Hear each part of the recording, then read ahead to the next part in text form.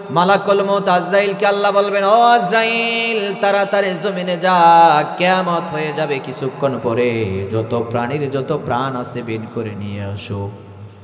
সমস্ত প্রাণীর প্রাণ বের করে নেওয়া হবে, সবাইকে মেরে ফেলা হবে। আল্লাহ জিজ্ঞেস করবেন এরপরে আর কে বাকি আছে? আজরাইল বলবেন জিন জাতিরা আছে, আকাশের ফেরেশতারা আছে। আল্লাহ বলবেন যাও জিনদেরকে মেরে ফেলো। এরপরে ফেরেশতাদেরকে মেরে ফেলো। আবার আজরাইলকে আল্লাহ জিজ্ঞেস করবেন এখন আর কে বাকি আছে? আজরাইল বলবে জিবরাইল, মিকাইল, ইসরাফিল। আমি আজরাইল আর আপনি ছাড়া এখন আর কেউ বাকি নাই, আর কেউ নাই। এই 60 জন ফেরেশতা স্যার, আল্লাহ আপনি আছেন। তখন আল্লাহ অর্ডার করবেন যাও জিবরাইলকে মেরে ফেলো। জিবরাইলকে মেরে ফেলো, তারপরে ইসরাফিলকে মারো, তারপর মিকাইলকে মারো। আবার আল্লাহ আজরাইলকে এবারে বললেন আর কে বাকি? আজরাইল বলবে আল্লাহ আমি আজরাইল আর আপনি আল্লাহ ছাড়া এখন আর কেউ নাই। সব শেষ, সব শেষ, সব মরে গেছে। এবার আল্লাহ আজরাইলকে বলবেন আজরাইল এবার তুইও মরে যা, তুইও মরে যা। আজরাইল এই কথা শুনে ভয়ে কম্পিত হয়ে যাবে। আজরাইল কিন্তু এখনো জানে না সে নিজেও যে মারা যাবে, এখনো জানে না। সেই দিন জানবে। সেই দিন জানার পর আজরাইল বলবে আল্লাহ আমিও কি মরে যাব? কয় হ্যাঁ তুইও মরে যাবি। ও আল্লাহ আমিও মরে যাব। এই কথাটা যদি আমি জানতাম তাহলে পৃথিবীর সৃষ্টি থেকে শুরু করে আজকের দিন পর্যন্ত যত মানুষের প্রাণ আমি বের করেছি এই কঠিন দায়িত্বটা আমি আজরাইল নিতাম না। মানুষ মারা এই দায়িত্বটা আমি নিতাম না। আমি আমার ভাই জিবরাইলকে বলতাম, ও জিবরাইল তোমার দায়িত্বটা আমার দাও, আমার দায়িত্বটা তুমি নেও। যদি আমার ভাই জিবরাইল গ্রহণ না করতো মিকাইলকে বলতাম, মিকাইল না নিলে ইসরাফিলকে বলতাম আল্লাহ এই কঠিন দায়িত্ব আমি নিতাম না। ও আল্লাহ আমি কেমনে মারা যাব? আল্লাহ কয় তুই মারা যাবি।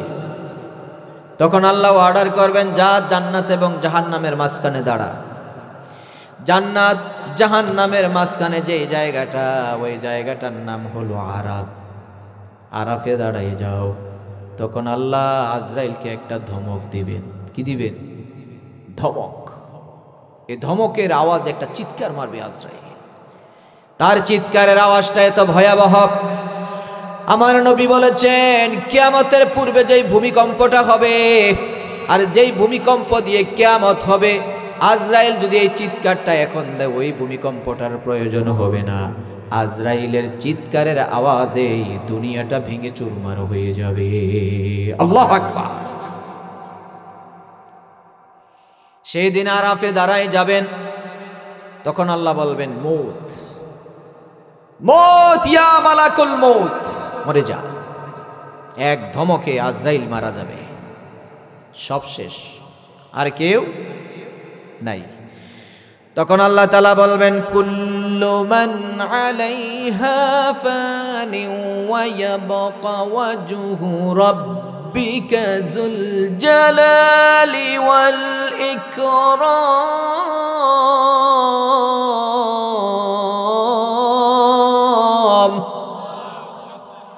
কুল্লু মান আলাইহা ফানি ওয়া ইয়াবকা ওয়াজহু রাব্বিকা যুল জালালি ওয়াল ইকরাম। আজ কেউ নাই, সব শেষ, সব ফানা হয়ে গেছে, আর কেউ নাই। আল্লাহ বলবেন ও দুনিয়ার রাজা বাদশারা ক্ষমতাবানরা কই তোরা? আজ তোদের এই দাপট গেল কই? ক্ষমতা গেল কই? টাকার গরম, ক্ষমতার গরম, লাঠির গরম, শরীরের গরম, যৌবনের গরম, কই তোরা আজ? সব নীরব নিস্তব্ধ। সর্বপ্রথম আল্লাহ রাব্বুল আলামিন আমাদেরকে যখন মেরে ফেলবেন, কবরে যাওয়ার পরে,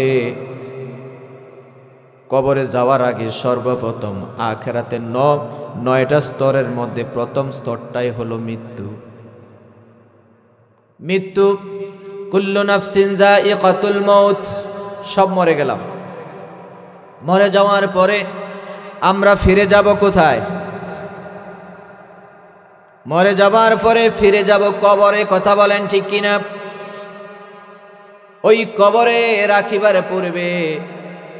রাখিবার পূর্বে যখন বলা হয় মিনহা খালাকনাকুম ওয়া ফিহা নুঈদুকুম ওয়া মিনহা নুখরিজুকুম তারাতান উখরা। আল্লাহু আকবার। ও গোলাম, এই মাটি দিয়ে তোরে বানাইছি, আবার এই মাটির ঘরেই রেখে দিলাম। আমরা কিসের তৈরি? মাটির তৈরি। যদিও মাটির তৈরি, এই মাটির তৈরি মানুষটার কত দাম। সাইয়েদনা আদম আলাইহিস সালামকে আল্লাহ মাটি দিয়ে বানাইলেন, 60 হাত লম্বা। কয় হাত? 60 হাত লম্বা। 40 বছর রেখে দিলেন, শুধু মাটি দিয়ে বডি টাকচারটা বানাই রেখে দিলেন 40 বছর। শুকাইতে শুকাইতে এরকম টনটন টনটন আওয়াজ যখন করে, তখন আল্লাহ দেহের ভিতরে রূহ দিলেন। কি দিলেন? রূহ দেওয়ার সাথে সাথে আদম আলাইহিস সালামের হাত পা নাড়াচাড়া শুরু হইল। উঠে দাঁড়াইলেন বিশাল দেহ নিয়ে, জোরে একটা হাঁচি মারলেন। হাঁচি দেওয়ার সাথে সাথে আল্লাহ তার জবানটা ওপেন করে দিলেন। জবান খুলে গেল। পৃথিবীর প্রথম মানুষ, প্রথম জবান খুলে দেওয়ার পর সর্বপ্রথম ওই জবানটা দিয়ে যে বাক্যটা বেরিয়েছে এটা ছিল আলহামদুলিল্লাহ। সুবহানাল্লাহ। আল্লাহর শুকর করলেন। শুকর করার সাথে সাথে আল্লাহ খুশি হয়ে আকাশের ফেরেশতাদেরকে বললেন, ওই ফেরেশতারা, যা আমার আদমের কাছে যা, আদমকে সেজদা দে, সেজদা দে। ফেরেশতা দিয়ে সেজদা দিয়ে আদমের মর্যাদা বাড়াই দিলেন কে? যখন মাটির আদমকে প্রথম সৃষ্টি করিয়া ঘোষণা করিয়া দিল শ্রেষ্ঠ বলিয়া, তাই নূরের ফেরেশতা করে আদমকে সেজদা, তাই নূরের ফেরেশতা করে আদমকে সেজদা। সবার চেয়ে দিল সম্মান মাটির আদমকে।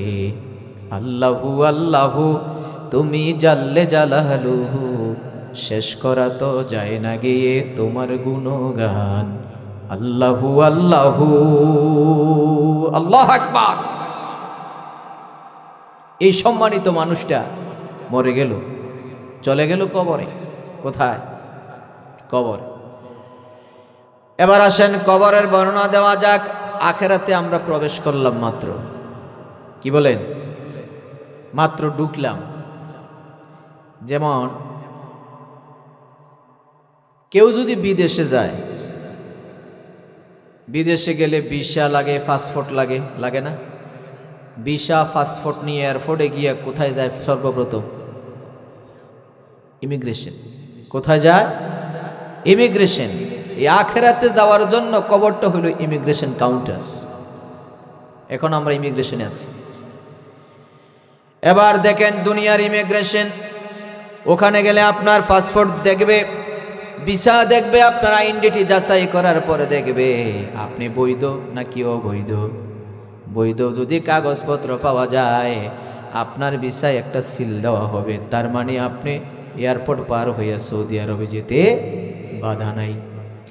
আবার সৌদি আরব ঢোকার আগে আপনার ইমিগ্রেশন দেখবে, বাংলাদেশ থেকে তুমি চোরাই পথে আসছো না বৈধভাবে আসছো, ওখানে আবার যাচাই করে দেওয়ার পর ইমিগ্রেশন পার করে দিবে, যাও এবার সৌদি আরবের যেই অঞ্চলে মন চাই সেই অঞ্চলে গিয়ে ঘুরে বেড়াও, ঠিক কিনা? আর যদি অবৈধ কাগজপত্র থাকে, ওখানে কি লাল সিল দিয়া বলবে যে সাহেব বাড়িতে যাওয়ার দরকার নাই, লাল দেলানের ভিতরে ঢুকেন, আপনি সুবিধার মানুষ না। কথা বলেন ঠিক কিনা? তার মানে আপনি অ্যারেস্ট, জেলখানায় চলে যান। আমরা যখন আখেরাতে রওনা করব, মরে গেলাম, তারপরে কবরে রাখা হলো। কবরটা হলো ইমিগ্রেশন কাউন্টার। রেখে দেওয়ার সময় আত্মীয় স্বজনেরা বলে বিসমিল্লাহি ওয়া আলা মিল্লাতি রাসূলিল্লাহ, আল্লাহর নামে রাসূলের কোলে তুলে দিয়ে গেলাম। এই যে আল্লাহর নামে রাসূলের কোলে তুলে দিয়ে গেল, এমন একটা ঘরে রেখে গেল, ওই ঘরটার নাম আমরা বলি কবর। এটার নাম কি? কবর। এবার আসেন কবরের পরিচয়। কবর হলো চারদিকে মাটির দেয়াল, ডাইনে মাটি, বামে মাটি, সামনে মাটি, পেছনে মাটি, নিচে মাটি, উপরে মাটি, চারদিকে মাটির দেয়াল, কেউ নাই। ঘরের বিছানায় দামি সোফা আছে, খাট আছে, তোষক আছে, কম্বল আছে। এবার মাটির ঘরে রেখে দিল, সেখানে দামি কোনো খাট নাই, দামি কোনো বিছানা নাই, কম্বল নাই, এক টুকরা সাদা কাপড় মোড়াইয়া ওই কবরে রেখে আসলো। মাটি দিয়ে 40 কদম যখন চলে আসে, তখনই দুইজন ফেরেশতা কবরের ভিতরে চলে আসে। ইমিগ্রেশন কাউন্টারের ভিতরে আপনার আইডেন্টিটি যাচাই করা হবে। যদি ইমানদার হয় 4টা প্রশ্ন করবে, আর কাফের হইলে 3টা প্রশ্ন করবে। আপনার যাচাই হচ্ছে, আপনার চেকপোস্ট আরো আছে সামনে। প্রথম প্রশ্নটা হলো, ইমানদারদেরকে বলা হয় মার রব্বুকা, তোমার রবকে, মান দিনুকা, তোমার দিন কি, মান হাজার রাসূল, ওই যে লোকটা দেখা যায় ওকে চিনো। এই 3টা প্রশ্নের জবাব দিতে পারলে 4 নম্বর একটা প্রশ্ন করা হবে মা ইলমুকা, এই 3টা প্রশ্নের জবাব তোমারে কে শিখাইছে। সুবহানাল্লাহ। যদি আপনি ইমানদার হন, যদি মুমিন হন, আপনি বলবেন দুনিয়াতে আমি কোরআন পড়েছিলাম, কোরআন দিয়ে জীবনটা গড়েছিলাম, কোরআন দিয়ে পরিবার গড়েছি, সমাজ গড়েছি, ওই কোরআনে আমারে শিখাই দিয়েছে কবরের প্রশ্ন 3টার জবাব। সুবহানাল্লাহ। এই জন্য কোরআন আছে যেখানে আমরা আছি, কোরআন নাই যেখানে আমরা নাই। যতদিন বাঁচবো কোরআন নিয়ে বাঁচবো, যখন মরে যাব কোরআন নিয়ে মরবো। রাজি আছি না নাই? কারা কারা রাজি? 2 হাত উঁচু করে আল্লাহরে দেখান। নারে তাকবীর। আল কোরআনের আলো, আল হাদিসের আলো, কোরআন হাদিস যেখানে আমরা আছি সেখানে। নারে তাকবীর। আল্লাহ কবুল করো, বলেন আমিন। আর জোরে কোন আমিন। আর যদি কাফের হয়ে মারা যায়, ওই 3টা প্রশ্ন করার সাথে সাথে ওই কাফের বলবে লাহাদ্রিহি, আমি কিছুই জানি না, কিছুই জানি না। আল্লাহর পক্ষ থেকে ঘোষণা আসবে, তার কবরটার ভিতরে জাহান্নামের বিছানা বিছাই দাও, আর জাহান্নামের সাথে একটা কালেকশন লাগাই দাও। ইলা ইয়াউমিল কিয়ামাহ, কিয়ামত পর্যন্ত কবরে যেন জাহান্নামের হাওয়া ঢুকতে পারে। নাউযুবিল্লাহ।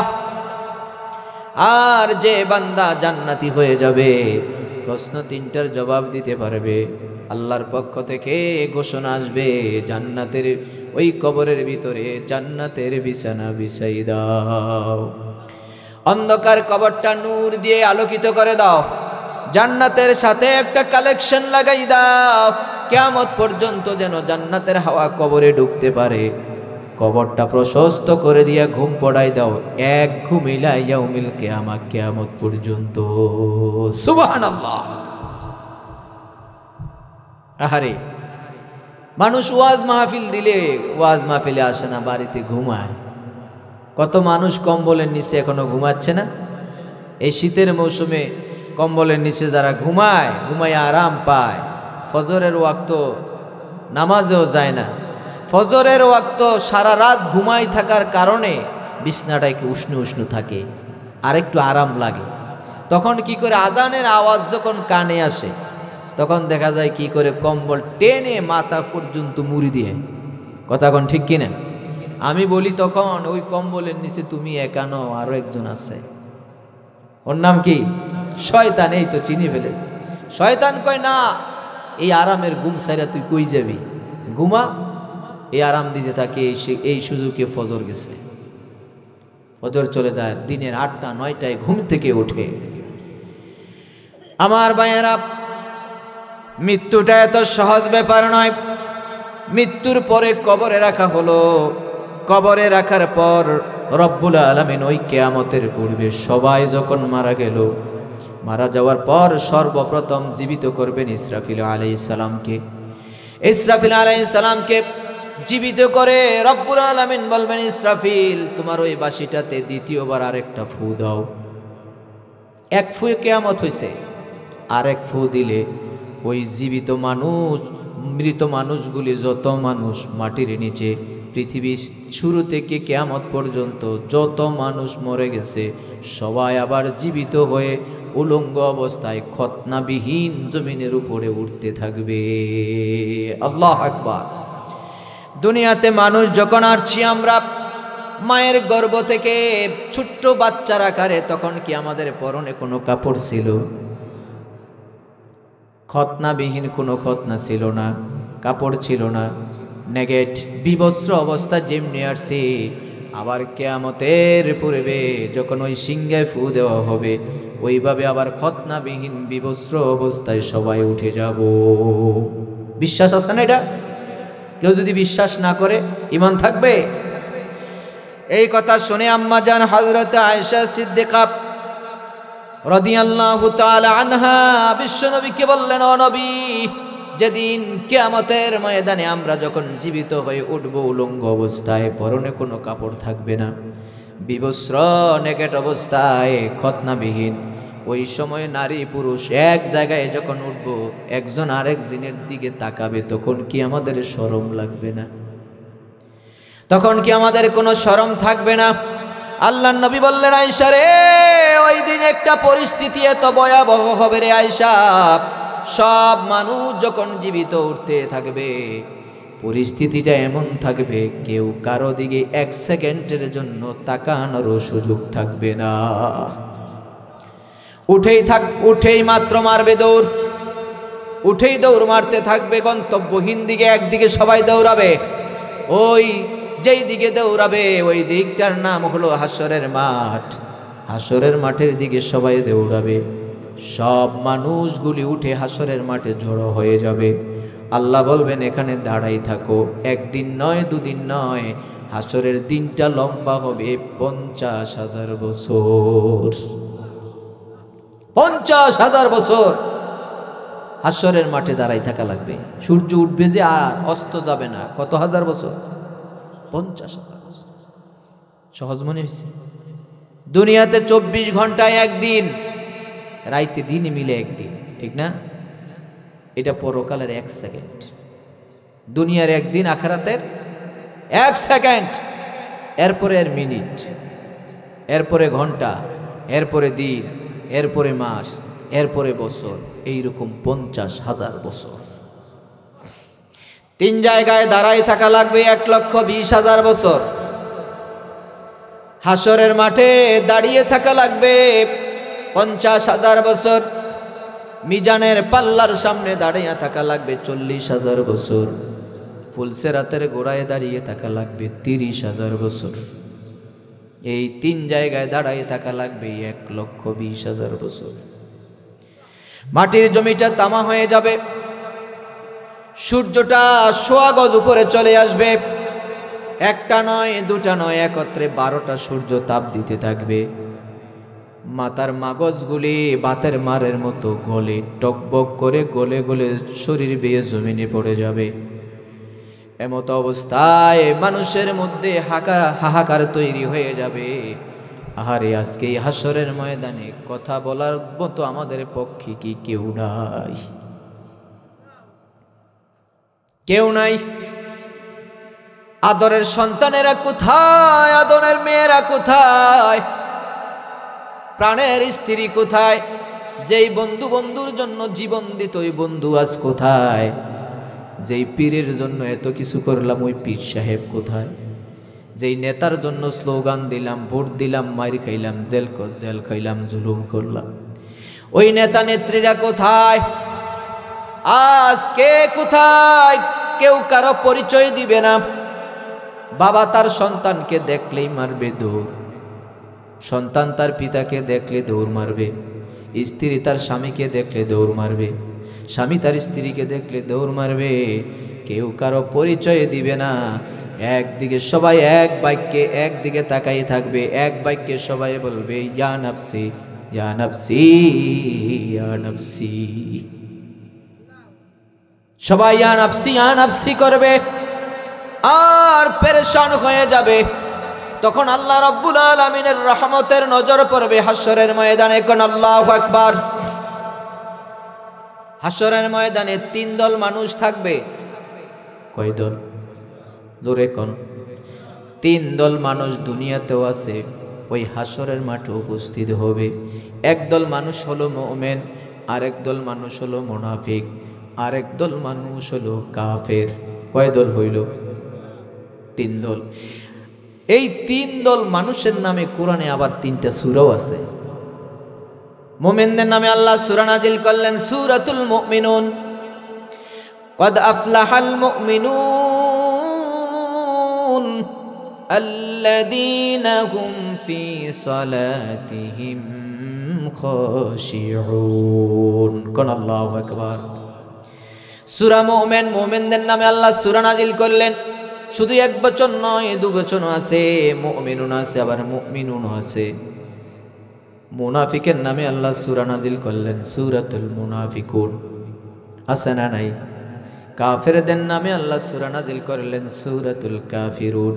কাফেরদের সঙ্গে আমাদের কি আন্ডারস্ট্যান্ডিং হবে এটা ফয়সালা করে দিয়েছেন 1500 বছর আগে কে? এই 3 দল মানুষ হাসরের ময়দানে হাজির হবে। শুধুমাত্র মুমিনদেরকে দেখে আল্লাহর মায়া লেগে যাবে। আরে আমার মুমিন বান্দারা দাঁড়িয়ে আছে হাসরের ময়দানে, মুমিনদেরকে দেখে মায়া লাগবে কার? আল্লাহর মায়া, দয়া, রহমত আমাদের উপরে এখনো আছে না নাই? জোরে কোন আছে না নাই?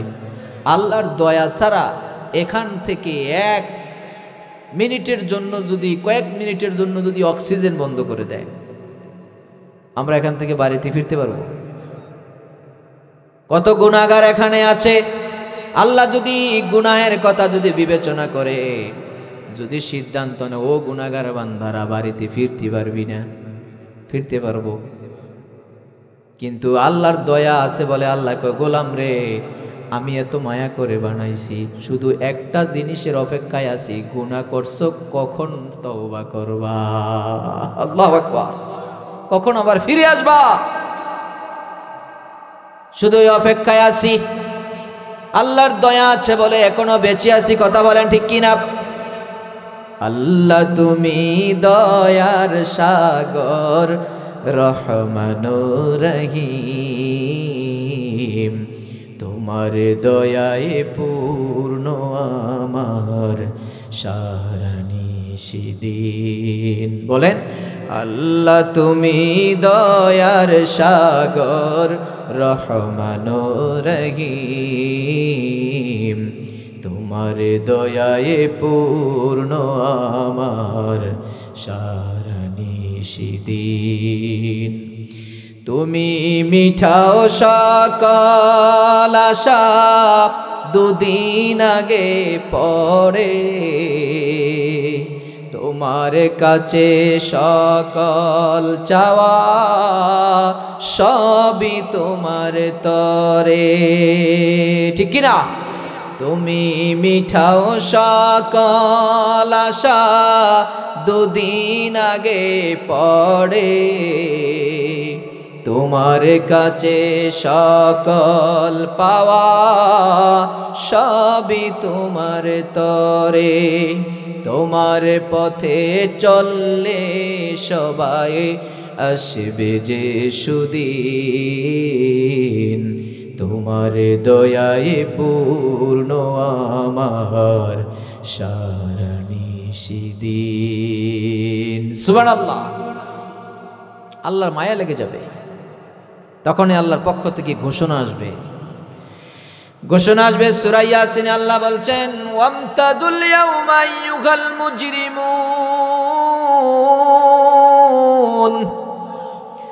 ওয়ামতাদুল ইয়াউমা আইয়ুহাল মুজরিমুন।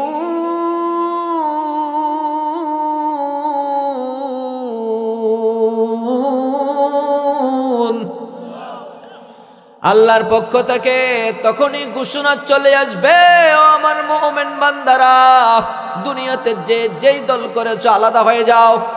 কারণ আল্লাহু আকবার। ঘোষণা আসার সাথে সাথে তিন দল মানুষ তিন দিকে চলে যাবে। মুমিনরা চলে যাবে একদিকে, মুনাফিকরা চলে যাবে আরেক দিকে, কাফেররা চলে যাবে আরেক দিকে। আল্লাহর কাছে দোয়া করেন, রব্বুল আলামিন যেদিন ওই ঘোষণা আসবে আপনার পক্ষ থেকে হাসরের ময়দানে আলাদা হয়ে যাওয়ার ঘোষণা আসবে, মেহেরবানি করে আমাদেরকে আপনি মুমিনদের সঙ্গে রাখিয়েন। বলেন আমিন। ওই কাতারে প্রথম কাতারে থাকবে নবীগণ, নবীরা থাকবে, তারপরে থাকবে সিদ্দিকগণ, সিদ্দিক মানে সত্যবাদীরা। 3 নম্বরে থাকবেন শহীদগণ, যারা আল্লাহর রাস্তায় শহীদ হয়েছে। 4 নম্বরে থাকবে ওলিগণ, যারা আল্লাহর ওলি হয়েছে। 5 নম্বরে হলো যারা আমলে সালেহা করে আল্লাহর প্রিয় বান্দা মুমিন হয়েছে। ওই সকল মুমিন বান্দারা ওই কাতারে চলে যাবে। কোন সুবহানাল্লাহ।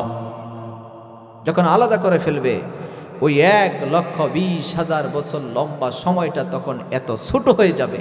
কাদের জন্য? মুমিনদের জন্য এত ছোট হবে।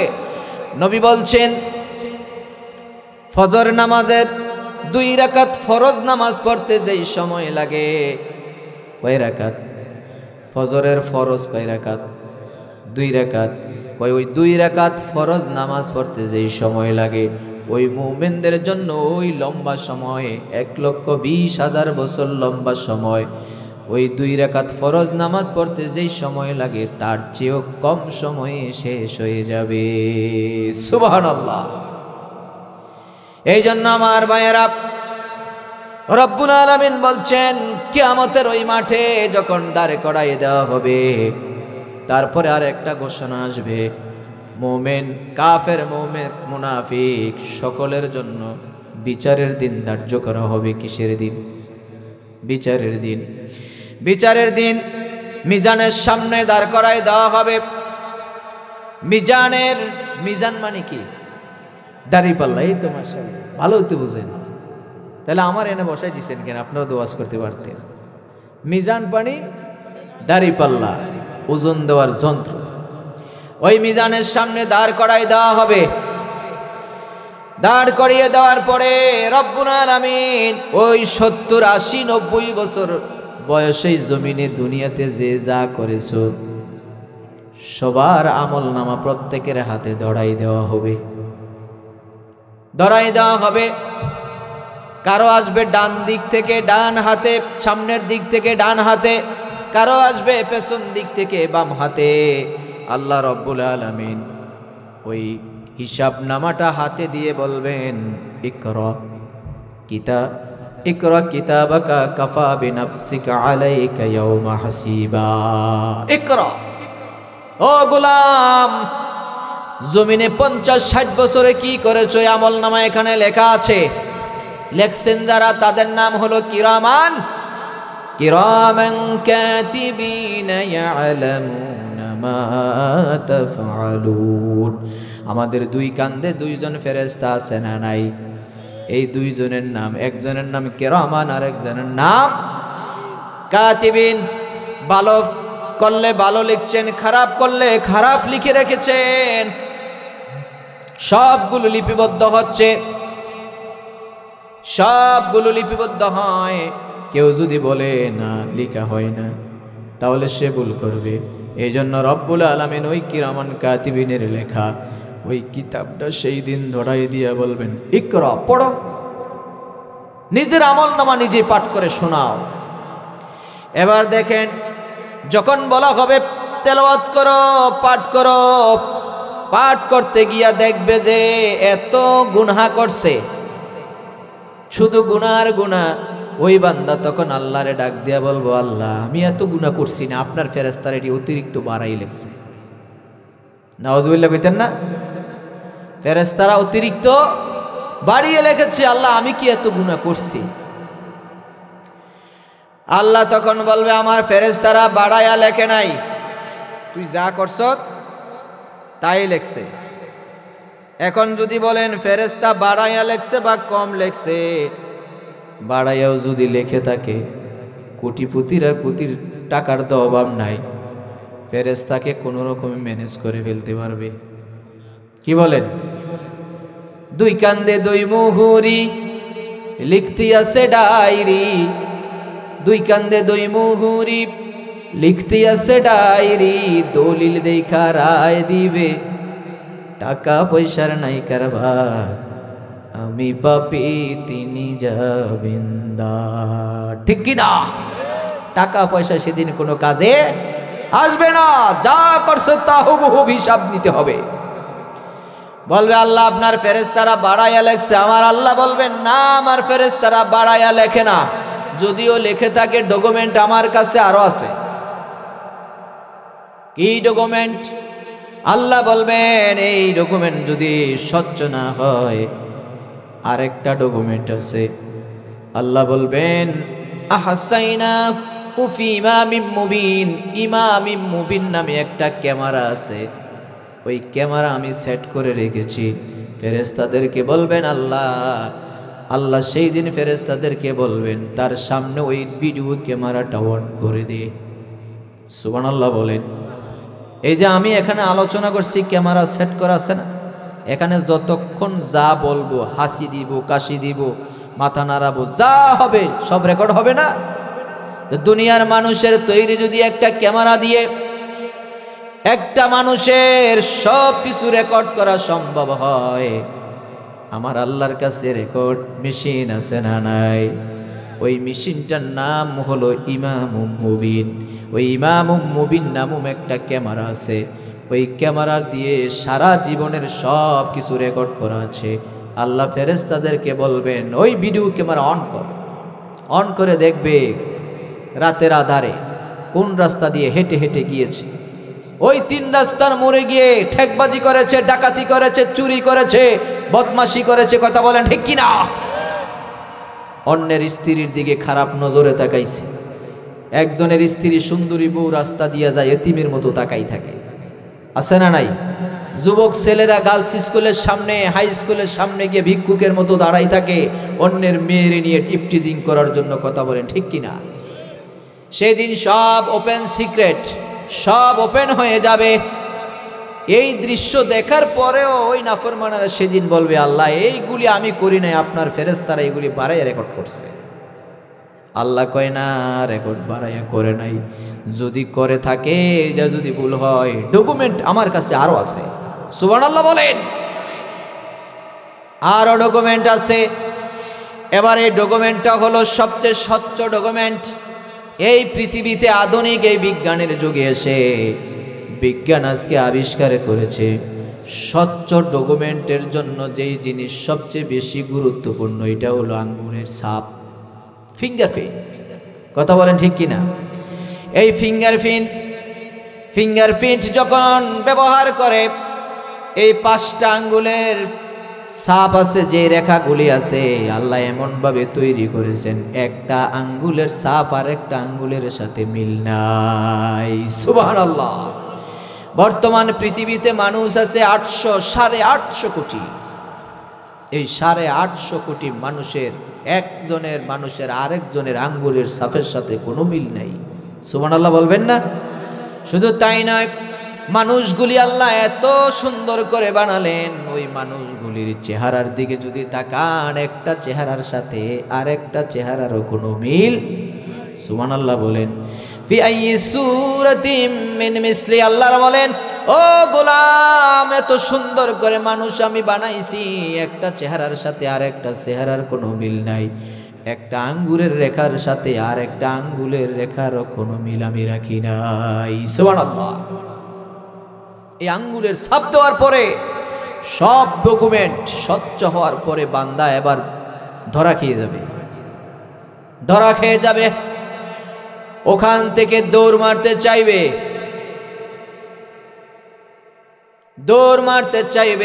রব্বুল আলামিন জমিনকে অর্ডার করবেন, জমিন তার পা চেপে ধর, আর যেন জায়গা থেকে নড়তে না পারে। অমনি জমিন পা চেপে ধরবে। তখন জবান দিয়ে আরো কিছু বলতে চাইবে, তখন আল্লাহ তাআলা তার জবানের মধ্যে সেলাই লাগাই দিবেন, তালা লাগাই দিবেন। স্টপ ইউর মাউথ, মুখ বন্ধ। আর কোন তোর জবান থেকে শুনতে চাই না। এবার তোর শরীরের অঙ্গ প্রত্যঙ্গগুলি জবাব দিবে তুই কোন কোন অপরাধ করেছিস। রব্বুল আলামিন সেদিন বলবেন আল ইয়াউমা নাখতিমু আলা আফওয়াহিহিম ওয়া তুকাল্লিমুনা আইদিহিম ওয়া তাশহাদুনা আরজুলুহুম বিমা কানু ইয়াকসিবুন। কোন আল্লাহু আকবার। রব্বুল আলামিন সেদিন জবান বন্ধ করে দিয়ে হাতকে অর্ডার করবেন, ওই হাত এবার তুই জবাব দে। আপনার শরীরে, আমার শরীরের এই অঙ্গ প্রত্যঙ্গগুলি, হাত পা কান চোখ, এগুলির কত যত্ন করি না। হাত যেন ব্যথা না পায়, পায়ে ব্যথা লাগলে পায়ের কত যত্ন করি, হাতে ব্যথা লাগলে হাতের কত যত্ন করি। শরীরটা যেন দাগ না লাগে, তৈল মাখি লোশন মাখি কত যত্ন করে রাখি। কথা বলেন ঠিক কিনা? কিন্তু ওই দিনের পরিস্থিতিটা এমন ভয়াবহ হয়ে যাবে, এই শরীরের চামড়াটাও আমার বিপক্ষে চলে যাবে। এরপরে আর বাঁচার কোনো রাস্তা আছে? এরপরে বাঁচার আর কোনো রাস্তা নাই। এবার আল্লাহ অর্ডার করে দিবেন, ও ফেরেশতারা দল বেঁধে জাহান্নামের দিকে নিয়ে যা। ওই জাহান্নামের রাস্তায় সারা জীবনের কান্না যদি একদিনও কেঁদে ফেলেন, সেই দিন ওই রাস্তা থেকে আর কেউ ফিরাতে পারবে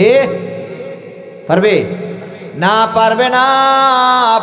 তবে একটা জিনিস ফিরাইতে পারবে রে গোলাম, সেইটা হলো দুনিয়াতে যদি আল্লাহর গোলামি করতে পারো, ঈমান যদি ঠিক রাখো, আমলে সলেহা যদি করে যাও, তাহলে ওই জাহান্নাম থেকে বাঁচাই দিবেন কে?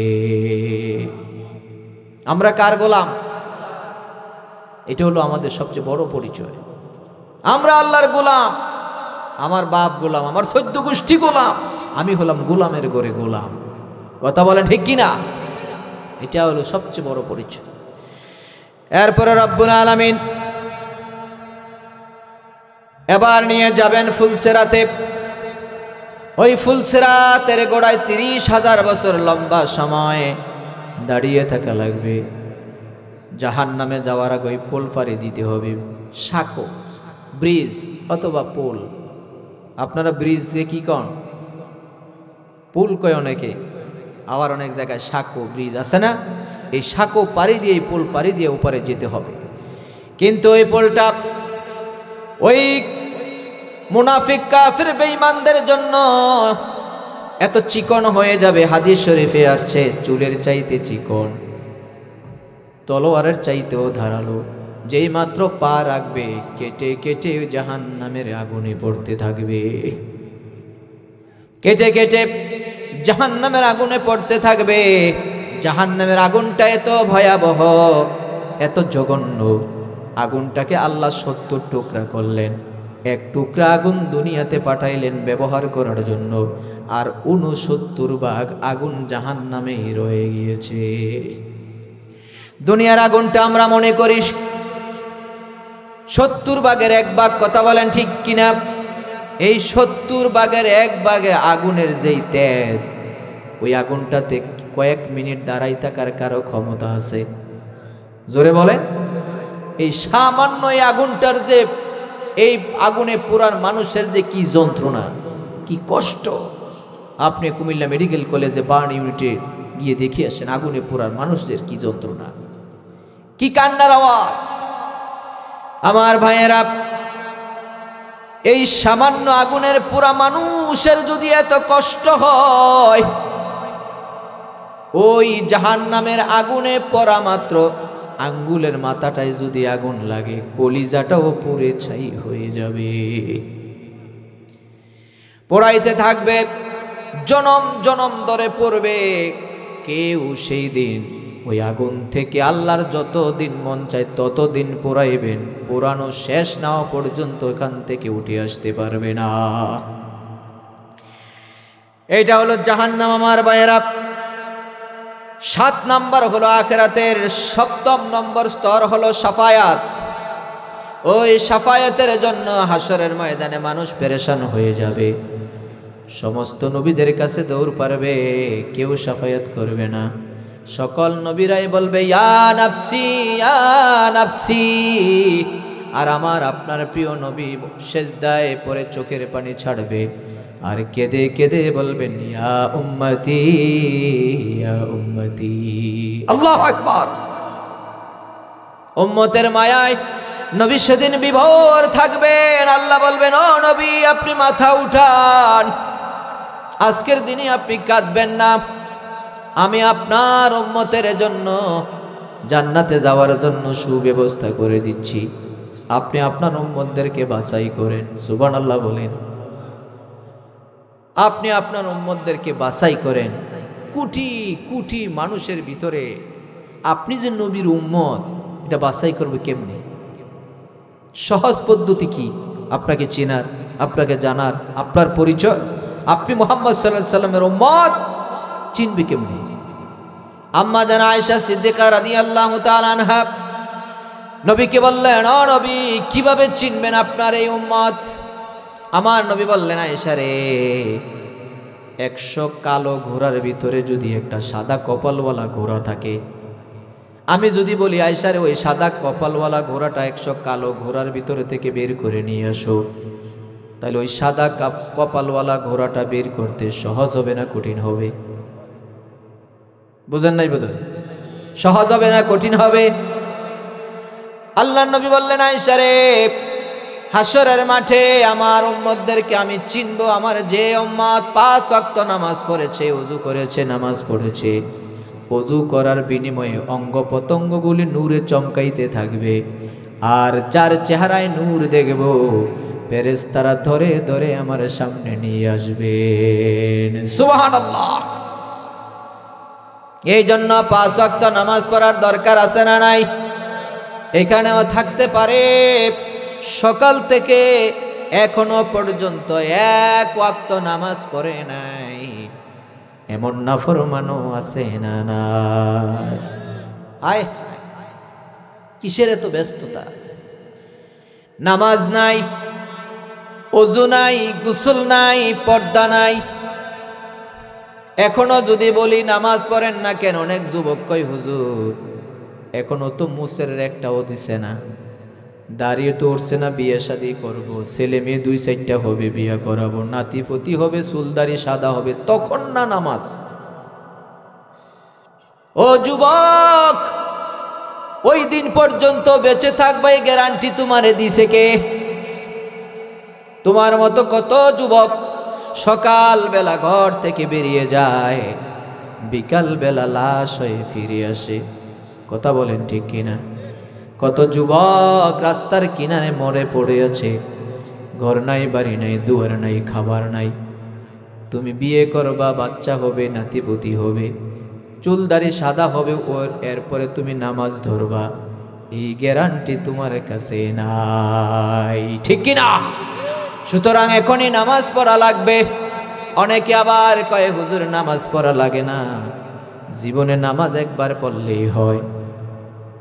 কেমনে কয়? নামাজের মতো নামাজ পড়লে একবার পড়লেই হয়। এই জন্য রাস্তা দিয়ে হাঁটে আর গান গায়, নামাজের মতো পড়লে নামাজ একবার পড়লেই হয়। হাঁটে আর গান গায়। আপনাদের অসুবিধা হইতেছে? বিরক্ত লাগতেছে নাকি? আমরা 12টার আগে শেষ করবো, 11:30 বাজে তো। অ্যাডভোকেট সাহেব কি বলেন? 12টার আগে শেষ করবো ইনশাল্লাহ। তো রাস্তা দিয়ে হাঁটে আর গান গায়, নামাজের মতো পড়লে নামাজ একবার পড়লেই হয়। তা আমি কই ঠিকই আছে, তারে গরু করে বান্ধ। আপনারা কি গর কন? গরুর ঘরে বলেন, তাই না? অনেক জায়গায় আবার গোয়াল ঘর কয়। তো গরু করে তারে বান্ধ, বাইন্দে একবেলা খাবার দিবা, খাসি, মুরগি, কুরমা, ফলাও যা খাইতে চায় খাওয়াইয়া তালা লাগাই দেব। তালা লাগাই দিয়ে 1 সপ্তাহ পরে ঘরের তালা খুলবেন। খুললে, দরজা খুললে যদি খানা চায়, দরজার সামনে দাঁড়াইয়া গান গাইবেন, খানার মতো খাইলে খানা একবার খাইলে হয়, ঠিক কিনা? এখন নামাজ যদি জীবনে একবার পড়লে এবার না খাই আমার আর খানা চাইতে পারবি না, দা খাবার একবারে খাইছ। এইরকম বেনামাজির দল আছে না নাই? জোরে কোন আছে না নাই? যার মাঝে নামাজ নাই তার চরিত্র নাই, যার নামাজ নাই তার ঈমান নাই, যার নামাজ নাই তার চরিত্রের মধ্যে কলঙ্কের দাগ পড়ে গেছে। কথা বলেন ঠিক কিনা? কারণ হাসরের ময়দানে সর্বপ্রথম হিসাব হবে নামাজের। কিসের?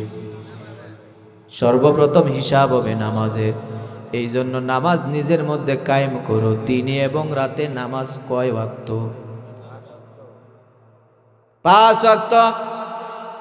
নামাজ পড়ে না 1 ওয়াক্ত, গাঞ্জা খায় 5 ওয়াক্ত, এমন লোক আছে না নাই?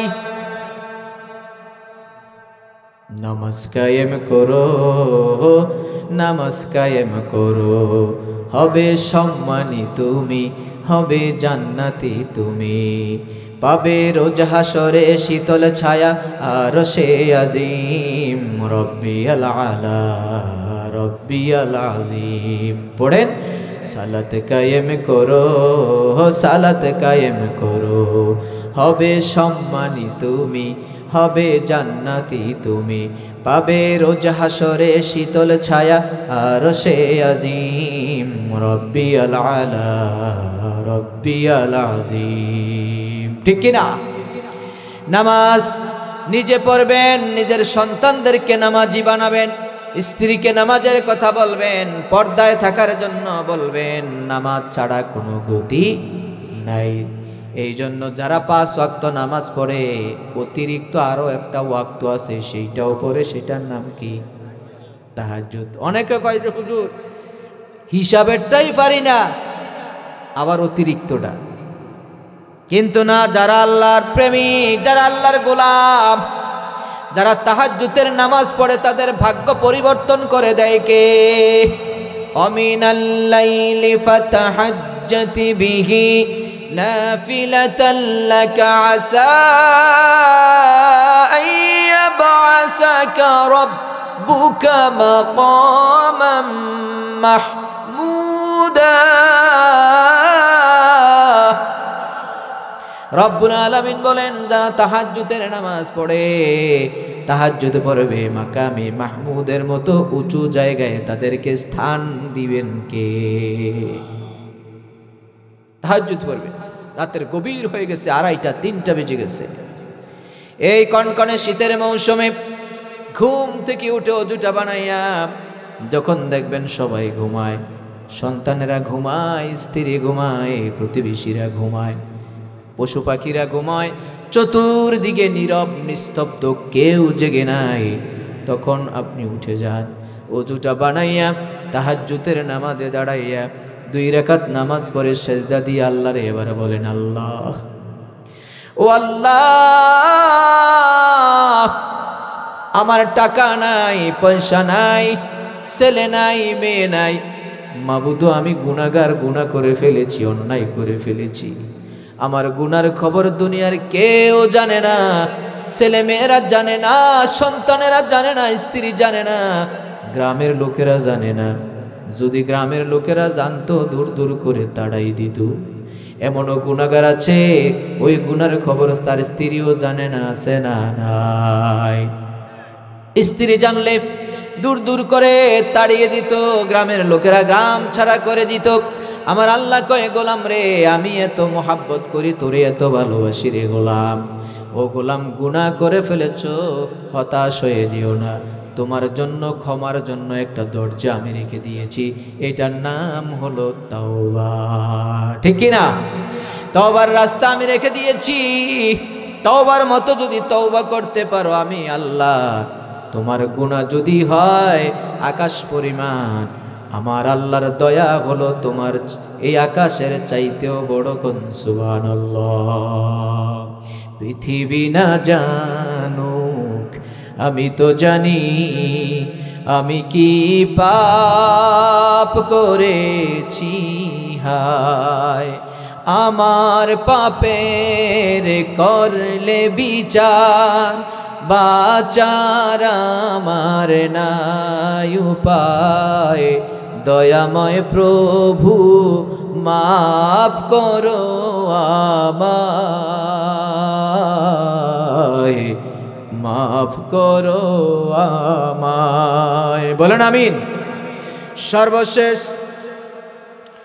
9 নাম্বার স্তর হলো জাহান্নাম। ওই জাহান্নামের ভয় যাদের অন্তরের মধ্যে থাকবে না, তারাই গুনাহের কাজে জড়িত হয়। কথা বলেন ঠিক কিনা? যার অন্তরে জাহান্নামের ভয় আছে, যার অন্তরে আল্লাহর ভয় আছে, তাদের সঙ্গে আছেন কে? জোরে কর, কে আছে? যারা আল্লাহরে ভয় করে চলে।